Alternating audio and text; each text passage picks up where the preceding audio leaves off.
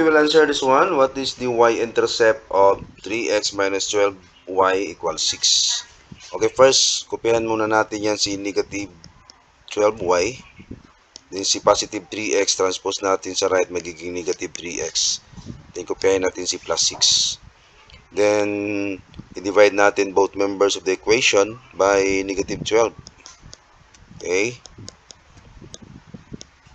Ayan. So, i-cancel natin yung negative 12 at saka negative 12. So, the result is y na lang yung naiwan dito. Then, negative 3, divide natin kay negative 12, that is positive 1/4, tapos yung x. Then, positive 6, divide natin kay negative 12, that is negative 1/2. So, therefore, since hinahanap natin yung y-intercept, so the correct answer, ito yung y-intercept.